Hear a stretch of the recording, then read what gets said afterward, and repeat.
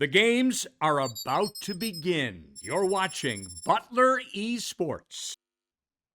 Welcome all, welcome one, welcome all. We are back and back we are. We are now going to the featured match of the losers bracket, which is Purdue versus Purdue Fort Wayne. How are you feeling about this game? I'm feeling great. This is going to be an exciting one. The Battle of the Purdues. This is going to be really exciting.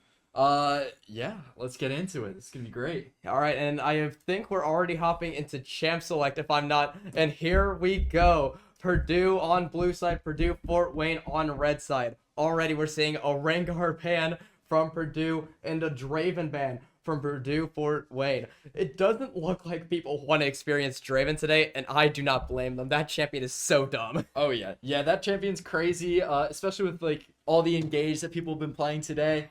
Yeah. Some insane team fighting. Absolutely. Team fighting. And the Thresh coming out for a ban. A pretty safe support while also being engaged. So much utility from one character. You obviously got to take that off the table. Absolutely, of course. I'm very interested in this Rengar ban that they gave first, too. I wonder if there's a story there. If the jungler for Purdue Fort Wayne is like a really good Rengar player. Probably something like that. We just don't have this kind of info on the players. I'm so sad we don't have that kind of stuff. But for the rest of the bans, that's Poppy and Yone banned for Purdue Fort Wayne. And the final ban for blue side is going to be the Ashe. And the first pick, Skarner. We have said it multiple times today. You cannot let that Skarner go through unless you have an answer for it. And Jhin, while a strong pick, just does not do anything to that tanky front line that Skarner provides. That's true. Absolutely. I'm interested to see what Fort Wayne has in store as well. That Yone ban's very interesting too. I mean, so much Yone gameplay today in this tournament so far. Yeah, very interesting ban. We've already seen so much utility out of that Yone too. And now we're seeing the Zac come in. A pretty decent flex pick. Can get brought to the jungle, can get brought top. We've seen decently how it goes. In the Gragas, almost every single game in the day today, we have seen Gragas banned. So we'll see what Purdue can do with this Gragas pick and Ezreal getting picked as the last round of first picks for blue side. I kind of like that Ezreal pick. You can kind of dash away from Jin's 4. I don't hate it. And of course the Gragas, giving that utility, potentially going top or jungle.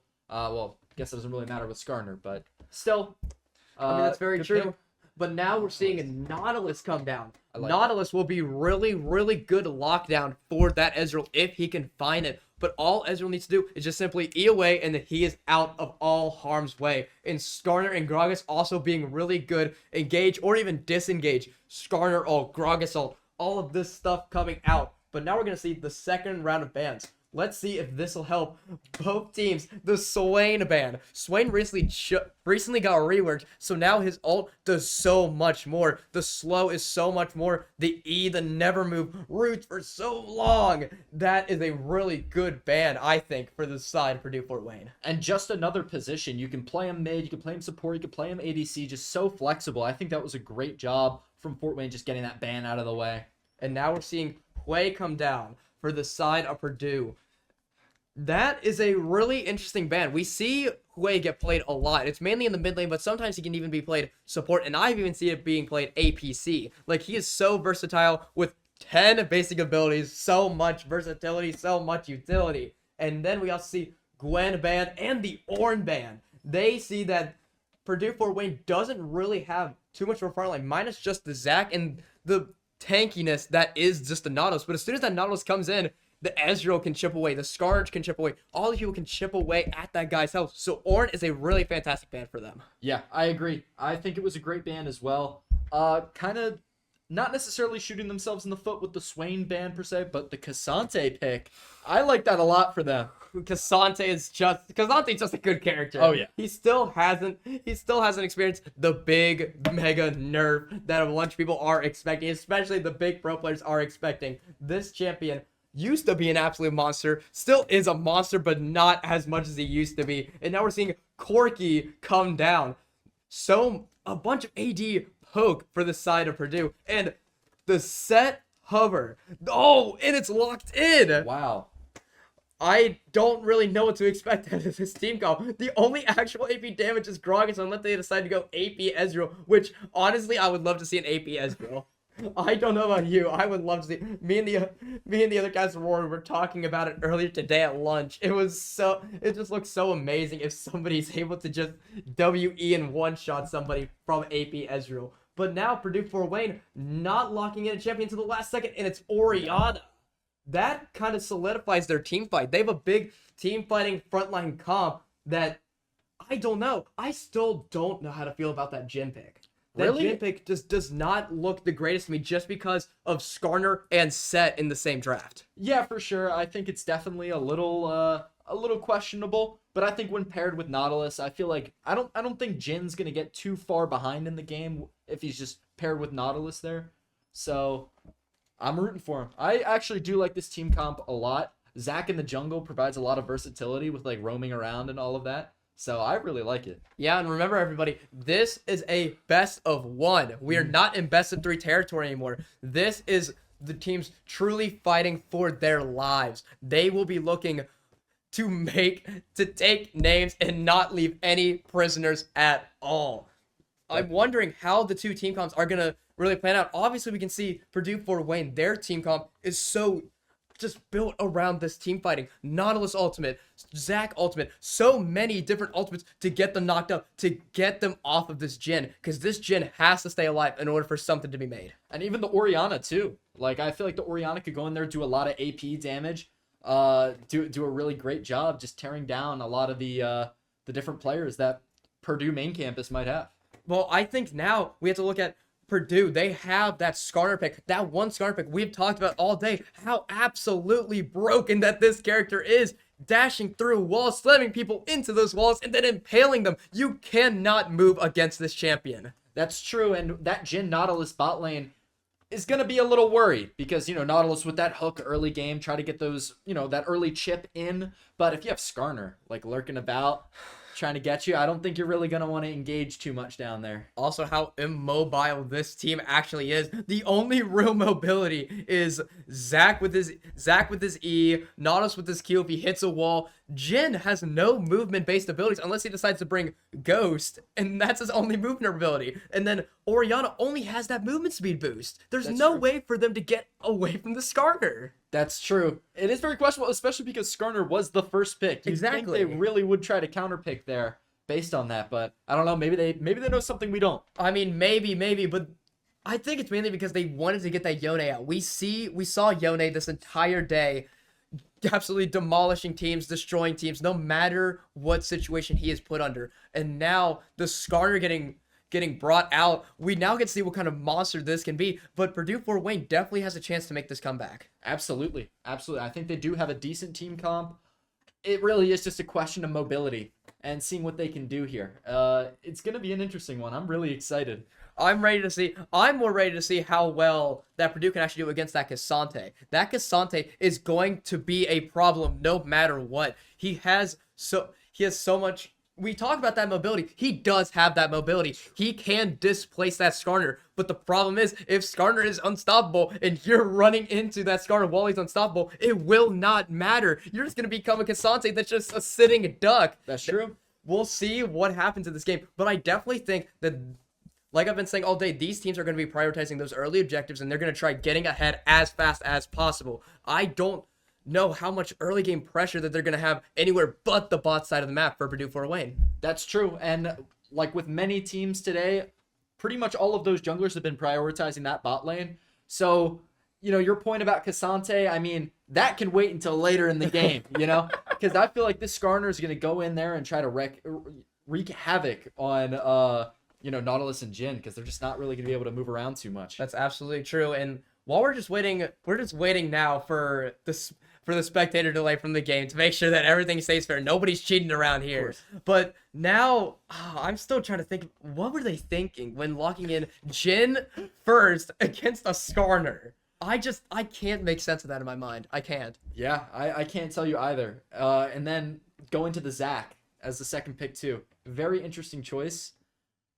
Yeah, I don't know. I feel like there would be some like CC there, try to get him like out of the way or something like that. Maybe I I can't remember if Poppy was banned or not, but I feel like Poppy would was be... banned. Poppy was banned in alright. the second. No, wait, was she banned? I think she was banned in the second rotation. I'm pretty sure. Yeah, it could be, but that would have been a solid pick there with that ult getting Skarner out of there. But That definitely would have been a solid pick. I don't know. I'm also thinking the last pick that Purdue Fort Wayne had was that Orianna, and they waited until the last possible second to lock in that Orianna. They were thinking about that for a long, long amount of time. yeah, I wonder if that was like a panic pick or so. Like if they really were waiting until the end and were, juggling around a few different ideas, who knows? But something that I'm wondering, could they not have just picked something like Ari? If they pick something like Ari, that is decent mobility. That's true. He can maneuver around the Skarner. They can maneuver around any sort of CC that Purdue actually has. That's a good point. That does raise the question of, did they draft incorrectly? I don't know if this was just draft inconsistency or if this is just Purdue Fort Wayne sticking with what they know, sticking with that comfort, which is sometimes more important than an actual good comp.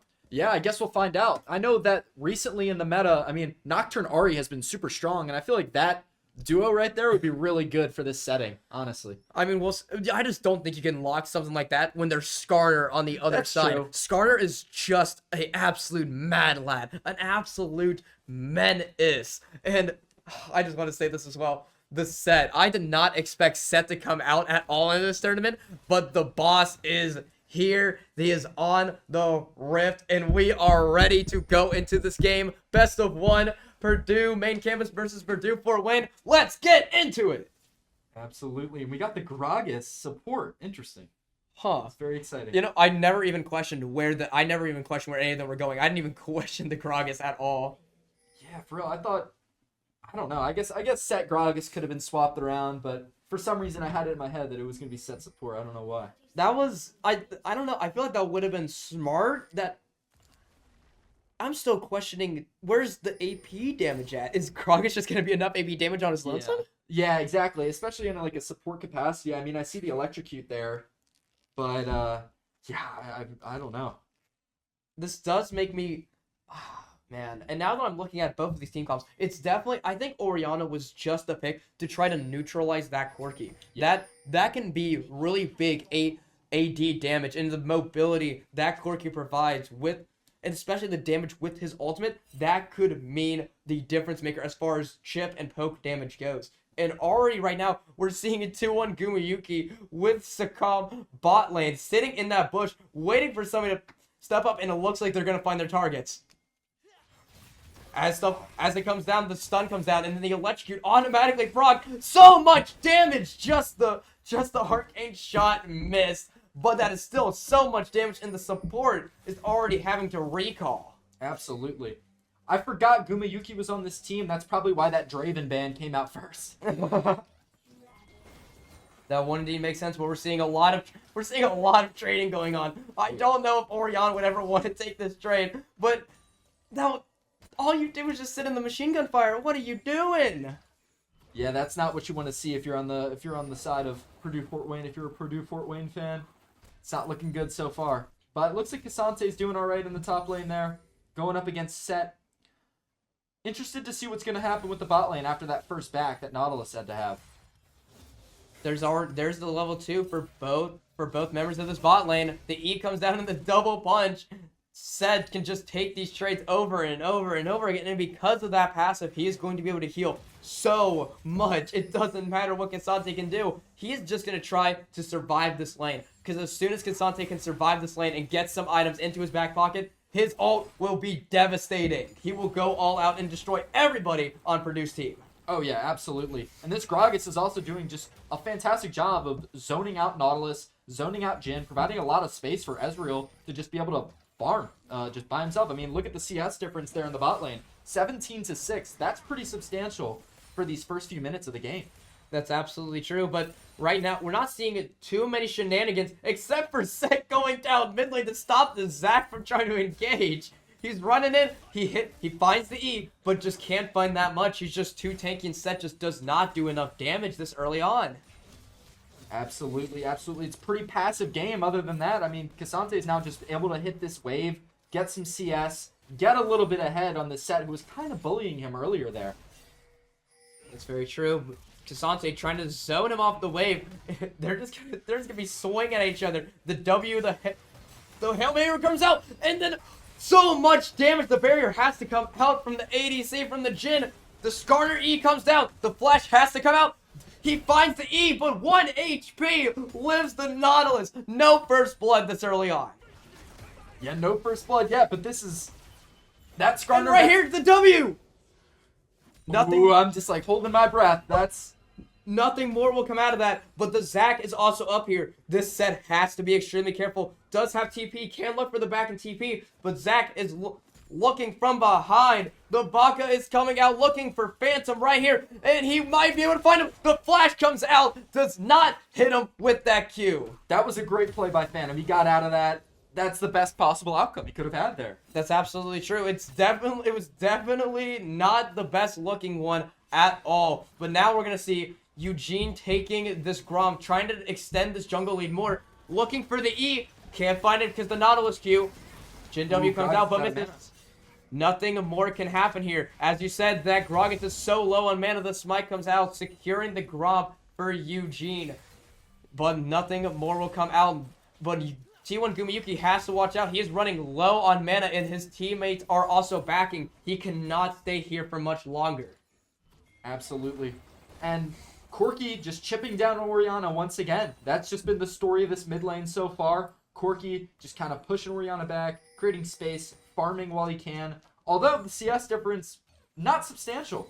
Orianna's doing a good job of keeping the gap between them pretty small. Yeah, that's very true. This is exactly what you should expect out of this mid lane. They're both going to be trading back and forth. Orianna does have pretty good distance to keep with her ball and all of her abilities, but Corki does not care. Corki will dash on top of you, machine gun you to death, and auto attack you to death to make you recall, to make you miss those timings for your wave. But right now, there's not too much going. There's some trading going on down bot lane. But Depth, I love you. One of a fantastic name for Purdue Fort Wayne is coming out, and he finds the hook. There's so much damage. This Gragas does so much damage, but T1 Gumayuki is gonna get burned down. It has to come out the Flash, and that's first blood, but then traded back by I can barely even say what all's going on. There's so much action going on. Right now, the Void Grubs have just spawned. After all the chaos that is going on bot lane, the Baka will now try to go and claim the Void Grubs, but the Skarner comes down, slams him into the wall. The belly flop comes down, and Eugene kills Forian. Yeah, I'm surprised the Nautilus there didn't try to back after that. I feel like, I know the Skarner was topside for the bulk of that exchange, but, you know, he moves. He moves fast. And he was coming down. Yeah, interesting choice there by Nautilus, but first blood, definitely worth it. Yeah, that's very true. But we see the Baka claiming the first Void Grubs of the game, getting those 3. That will mean a lot, especially with Cassante being able to split push and doing all this other pressure, and for the tower damage. The back will be canceled by Phantom, but Bruiser and the Baka will come down to stop Eugene from getting this dragon. Can't find the E, and the ball comes down, and then Eugene needs to flash out. Unfortunate timing, but still Eugene can claim the dragon. They are looking really good, both of these teams. Yeah, that was... I really didn't think Skarner was going to get that dragon there once I saw all the enemy team members. Oh, and the flash comes down. Here comes the Ezreal. The barrier from Jhin has to be used here. There's so much chip damage going on. The Nautilus just can't find the hook. Cannot Spider-Man his way away. So that will be the kill going over to T1 Goop. Or I don't even remember who that was to. But now the Gragas is looking so low right now. Cassante's still looking back, but Phantom is not going to let that happen. He wants to keep fighting. He does not want this Cassante to ever be able to spend his gold. But Dark Bunny is going to be looking for these trades as well. He wants to make sure that Phantom is getting what he wants, getting what he deserves for canceling that back. Absolutely, and I thought there, the Baka was going to go in there and dive when I saw that thing charging up. I thought it was going to be over, especially because now Jin's back here.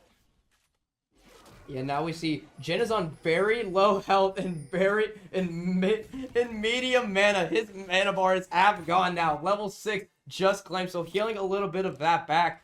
But he needs to catch this wave and then go for the reset. Yep, and that is exactly what he is doing. Corki is going to be looking around is going to be looking playing towards top side now, but Eugene is just clearing his red side, and Nautilus trying to make something happen, just can't find it, and the unlucky reset of the chickens for Eugene. Yeah, absolutely. Now, the story of a lot of these games today has been, one team completely dominating and getting all of the jungle objectives, the grubs, getting everything. But today, look, this game, it's looking pretty even. Yeah, only a 1K goal difference between Purdue and Purdue Fort Wayne. Absolutely. Purdue Fort Wayne getting the grubs, and of course, Purdue coming back and getting the drag in response. Yeah, that's very, very true. And then we're seeing Cassante had said just two really big guys fighting back and forth. Gets the stun, gets decent chip damage.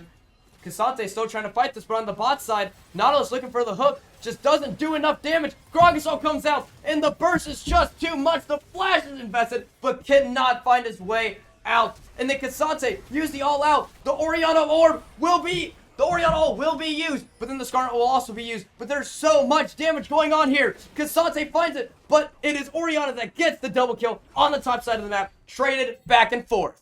What a fantastic play by Oriana, hitting Seth out of the way so he couldn't hit the W. That's huge. Really, really good stuff.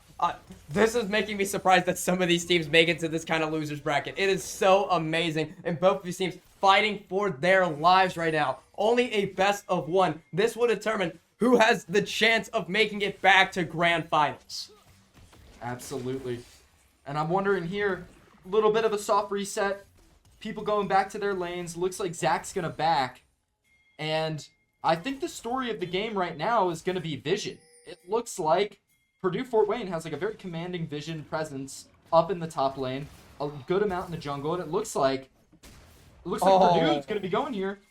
Ooh, tried to hit that blast cone so that Skarner couldn't get away. Or Nautilus couldn't get away. Excuse me. There's just so much action going on in this game, and it has been such a long day with very high skill gameplay in this game of League of Legends. It is so intense right now. Now all we're seeing is just T1 Gumayuki just looking for some farm, and then right here, the Baka is going to go back in. He's going to E it. He's going to try claiming something out of the scrub, but Eugene ease him to the wall. He just can't do anything. The Zac ult does come out, but then Cassante is also here. The W from Set will come out. The flash from Oriana coming out to make sure to escape defeat. And then the ball will come out. The ult from Oriana that explodes, killing Phantom and Eugene in the process. Yeah, what a fantastic play by Bruiser there. That was great. Just that Oriana ult, so well timed, so perfect all the time, has been such a difference maker in these fights so far. And the very low health bars from the bot lane, even trying to fight the Nautilus at this low health bar, because they know that Jin and the rest of the team are just not around. Now, the next neutral objective that is going to spawn is the Chemtech drag in less than 30 seconds. The teams have to be looking to reset. The teams have to be looking to push in those waves, establishing that vision, and claiming the dragon. Absolutely. Dragon comes up in just 10 seconds here. It looks like so far, Purdue Fort Wayne is playing around the dragon a little bit with Zach on the bottom side there. But we're seeing a little bit of a brawl in the top lane again. That's just been the story of this top lane. Both of these laners fighting back and forth. They both have insane healing. They both have insane defenses. So it doesn't matter how much of a beating the both of them take, especially with the repo potion for the Cassante. Neither of them have TP for this dragon fight, so they're just going to be duking it out, hoping to get some sort of kill, specifically looking for that 150 gold shutdown on Dark Bunny. But it looks like the dragon is just going to be going the way of Purdue. It doesn't even look like Purdue Fort Wayne is going to try finding it because their jungle is all the way back in base. Absolutely, that is so true. I really thought that Purdue Fort Wayne, they were set up pretty well there with Zach on the bot side, but looks like Corky came down and Grogs went there, and it looks like there's a fight here. Deft, I Love You is just getting melted. That was just the Gragas ult misplacement. That kind of displacement from that ult will mean the defeat for any and all ADCs, including the immobile ones, just like Jin. This is exactly what we were worried about from this team comp. The squishy main targets just do not have that mobility to get out of anything unless they have their summoner spells, which unfortunately for Deft I Love You, that does not mean to be the case. But it looks like the Nautilus is then gonna be slammed into the wall, ulted, only the ignite dropped down on Eugene, and that will be the support dead, and the first turret claimed for the side of Purdue. And I mean, we were talking about this before the game even started. We probably knew that this bot lane for Purdue Fort Wayne was going to get bullied by the Skarner, and he just keeps coming down. He just keeps coming down and keeps bullying them.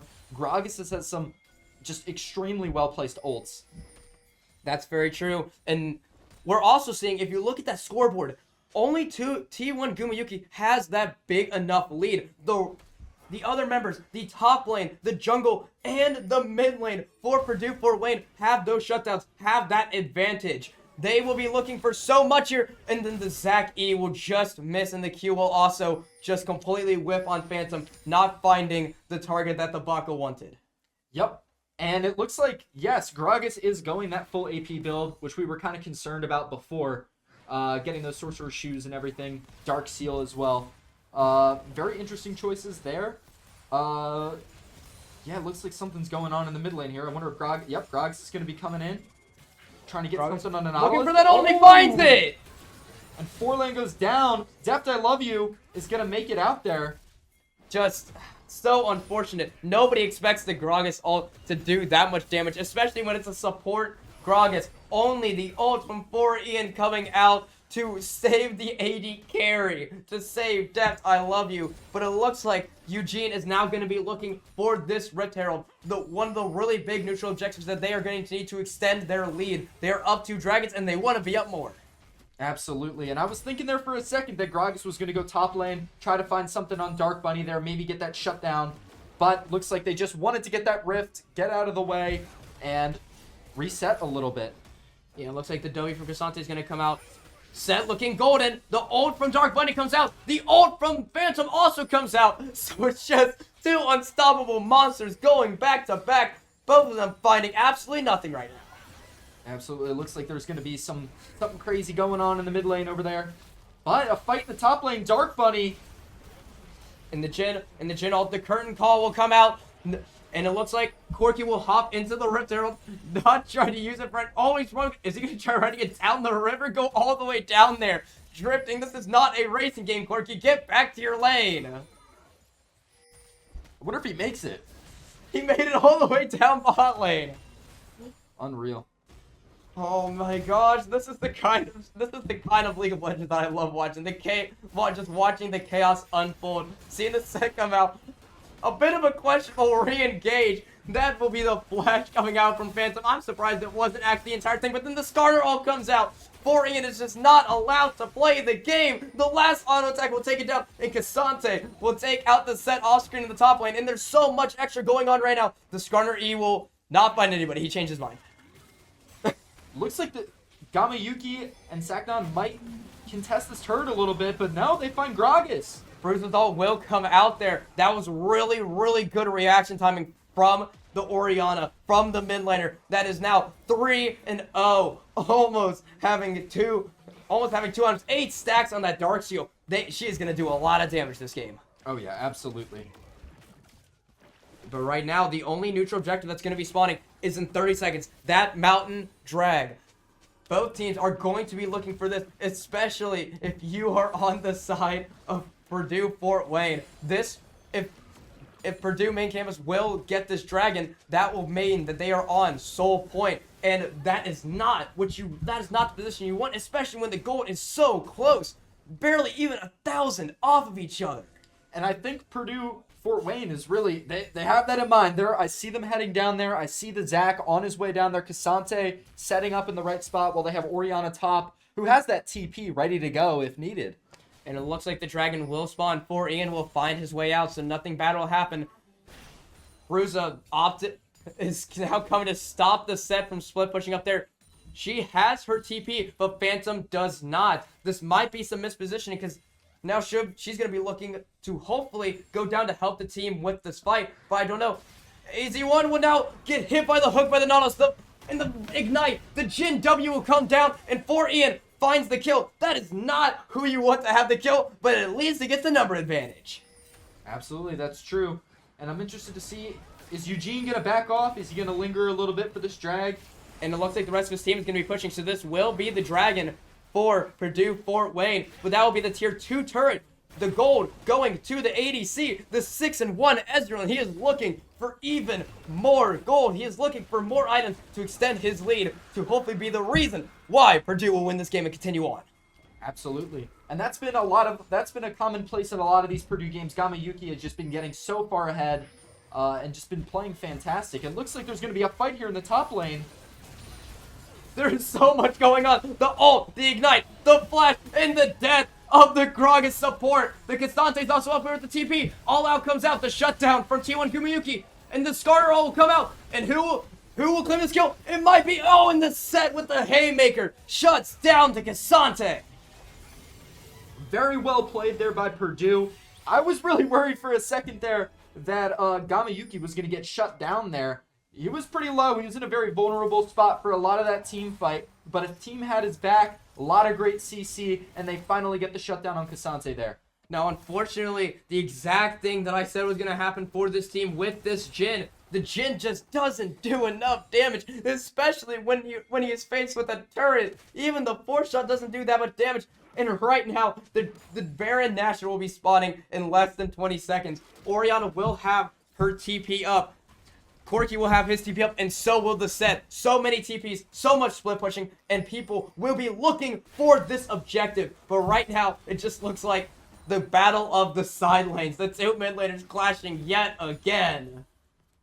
Absolutely, and that's been the story of this game. I think Corki has done a great job of just keeping to himself, farming, trying to get ahead by himself. And looks like there's going to be a fight in the top lane here. Phantom is getting caught out while trying to push that tier 1 turret. Yeah, but the Haymaker does come down. That was full grit too. So much shielding, so much HP taken down. UG slams Zac into the wall. The stun comes down. And Zac ult will also come down. But it just does not matter. Zac passive will be proc. Nautilus will come down. And the curtains call will come down. There's one. There's two. Cannot find the target. The Baka takes one. And the last shot of death. I love you, Jhin. The curtains call. And they call for one person dead. And the ult will come down. The Orianna ult will find one target. Dark Bunny will also find one. AZ1 burning alive. Death, I love you, will find him. And Jhin now starting to look a little scary, starting to get ahead a little bit. And they're going to claim this Baron. Yeah, that's exactly what they want to do here. T1 Gumayuki is looking. He launches his ult. The far side alteration will come out. I don't know if he's going to be able to look for anything. He's going to be looking for the poke. But he is just half HP, looking for the root. The E comes out. He is way too far ahead, way too out of position. And that's a shutdown for Dark Bunny. And that's huge. You love to see that if you're Dark Bunny getting that on the Casante. That's massive. And now they are just too low health bars. So T1 Gumayuki did what he wanted to do. He wanted to stop them from getting that Baron. Because now the rest of his team will be respawning. So it at least cuts the losses, but loses that shutdown. That is a really important thing, especially when it's going on Dark Bunny on this Casante. Absolutely. Absolutely. It's going to be interesting to see how Purdue responds after that team fight. They're still up in gold. They're still up in gold by about 600. But let's see how they respond. Dragon's going to be up in about 1:40. And it looks like Phantom is going to be looking for this top lane turret. He wants to get that tier 1 turret down. But Casante Casante just does so much damage now. He caught the Iceborne Gauntlets and the Sunfire Aegis. He does so much burn, so much slow, chipping him down. The W comes out, the stun, Q, so much. Set ult is now invested, and it doesn't matter. He is dead. Dark Bunny is now 6-1, dominating on this Casante. Absolutely, and that gap, that really small gap that was formed there between Set and Casante when they were just out there early game brawling, gone. Can no longer do that. Set's going to have to look for other answers. That is very true. But even with that, the gold is not that far apart from each. They seem less than 1,000 gold apart. This is still anyone's game. But right now, the Casante is going to be looking for this turret. He's going to try dashing out, but Gragas will have something to say about that. There's so much going down. Eugene is now going to E. Does not hit them with the unstoppable. The all-out will come out from Casante. The flash will also come out. Eugene cannot find the rock. AZ1 would not be caught out by 4 Ian. So everybody is now fine. Everyone can calm down now. For the time being, until the Dragon's up in about 20 seconds. That is very true. They have to be looking for this push, and that is exactly what Purdue Fort Wayne did. Now, just like you said, the dragon will be spawning in now 10 seconds. Far side alteration will spot out four people on this bot side river. Dark Bunny is still all the way in the top spot, but does have his TP. 4Ian will find the hook, but it's only on Phantom on this set. He is 1 in 5 right now, but still has the healing factor that he needs. Soknov is looking around. He has the Q sitting in the bush. Nothing's going to happen out of this. It looks like Skarner has started the dragon. Currently starting the fight. The curtain's call will come down. There goes 1, 2 hits, 3 hits. All 4 will hit, but no damage done. And Cassante will get in the middle of it all. Same with the Zach. That all will come down alongside that Nautilus. So Nautilus will fall. And we're still looking. There are half health bars everywhere on my screen right now. The E will come out, and Deft, I love you, gets taken out. But then Oriana all will also come out. And then the Cassante, unstoppable, just cannot find his targets. He is taken all the way down. AZ1 is going to be getting looked on by the Baka, but the Baka is not looking for it right now. And then the Gragas all comes out. So much damage for such a support. His W will come out, and now such low health bars. They are still trying to fight. They are looking for everything that they can. Zach E will come down, and he finds his target. Double kill. And after all that, the dragon will be claimed by Purdue main campus. I think the difference there for Purdue in that fight, they just did a great job peeling. They were at such low health for so much of that Dragon Brawl, but it was just escaping, peeling, doing the damage out of range. They did a fantastic job. Gamayuki, once again, played fantastic getting those kills. Absolutely, absolutely. And something that we have completely disregarded all game, the Baka on this Zac. This Zac is 5-0-6 right now. So tanky, so mobile, and so destructive in all of these fights. But it just doesn't matter. This Gragas is doing so much damage in so little time. Nobody can respond to it. Absolutely, and I think there in that fight, Purdue forgot for a second how close this game was. They really wanted to kill the Baka, but they just couldn't confirm it. He just got 2 free kills there. Now he's 5-0. 500 gold bounty. Oh man, they really need to be looking for those fights. But right now, they are on Soul Point. Purdue main campus is looking good in this fight. But it looks like Purdue Fort Wayne is going to be positioning around this Baron, getting that vision around, making sure that Purdue main campus cannot get this. The far side alteration will be placed. Set just sitting in the river bush. But the rest of Purdue main campus will be pushing on to that red buff. While just AZ1 will be stopping Dark Bunny, and they will find the fight here. The Nautilus all will come down, and the Skarner Repel will also come down into the Haymaker. But it doesn't matter, because Oriana all will come down, displacing some of them. But it doesn't matter, because they can just dive right back on top of her. She does not have the damage without that ultimate ability. And the Curtain Call will come down. Finds Set with 1, but the Haymaker gives him too much of a shield. It finds 2. Cassante will come down, but will die in the process. The only member left alive is Deft. I love you on this Jin. Absolutely, and I think once I saw that quirky teleport, I was expecting the Cassante to as well. He just didn't. He just did it a little too late, and they paid dearly for it. Yeah, that's very true. And now, this is Purdue main campus's Baron to claim.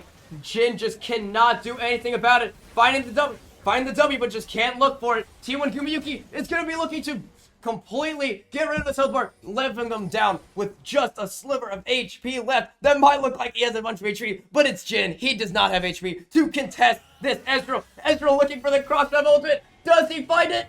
No, just misses that ult. So sad for T1 Gumayuki.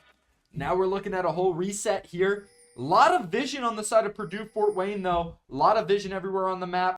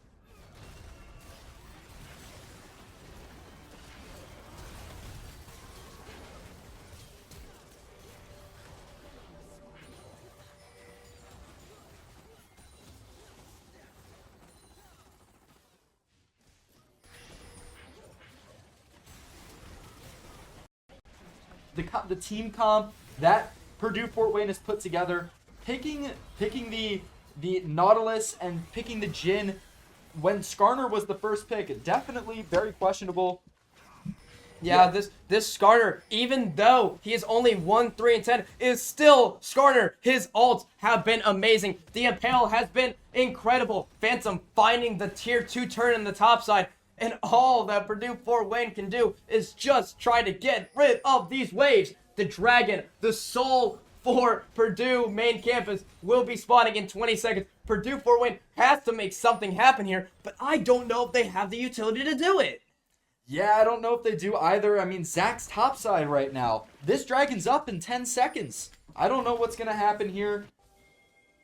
I don't even know if they can contest this, really. There's no way. They don't have the people there. They don't have the numbers at all. There's not even anything to cross-map for. There's no Baron up. Baron spawns in 3 more minutes, but this will be the soul going over to the side of Purdue main campus. T1 Gumiyuki is now looking great. AZ1 is also looking great with this big shield, and also Set and Skarner with as big of a shield as they already have. They are just bigger meatballs, bigger holes in the wall that they have to crack, and I don't know if they have the time for that anymore.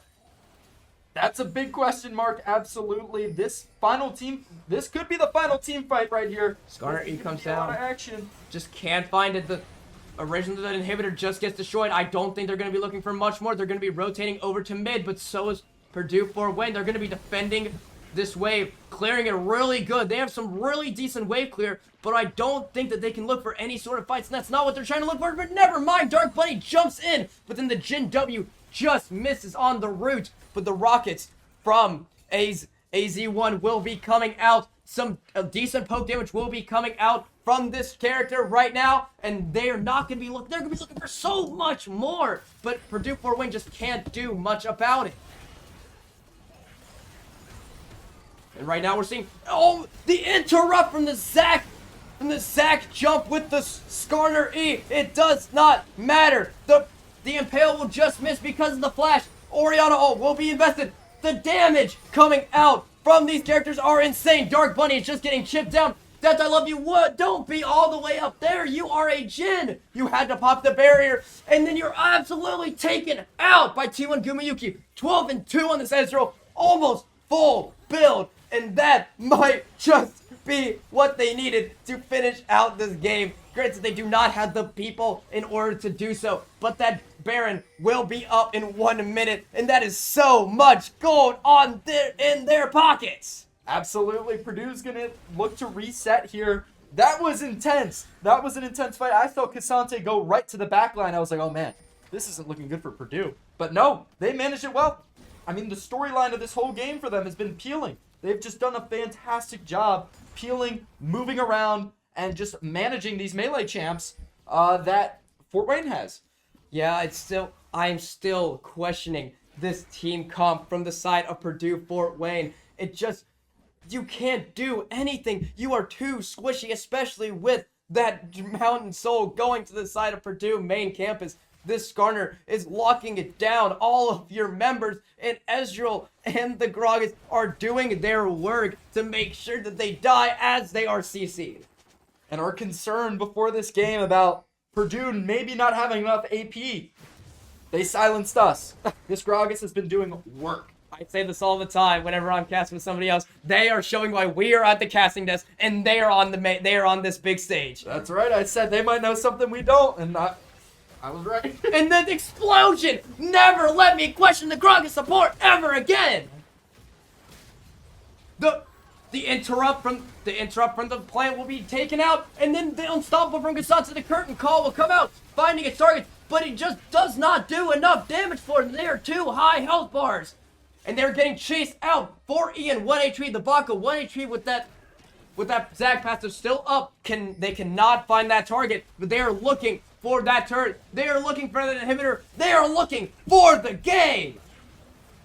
I don't know if this is going to be it right here. I'm a little worried that Baron's up. I'm thinking maybe they take a couple of these turrets and back, but I don't know. They have such a commanding lead here, and it feels like the Baka is just not getting those hitting his CC. Just going in 1v4. That is not the way you win this game. And that will be it. As soon as they take out Tips, I love you. No, they just cannot. They cannot find the Jin, but they will find the enemy Nexus. That was High intensity game right there. That is exactly what happens when you bring two teams. They are on their last foot. They are wanting to make it all the way. And we saw what happened when they are brought to their absolute limit. Absolutely. Wow. What a high intensity game.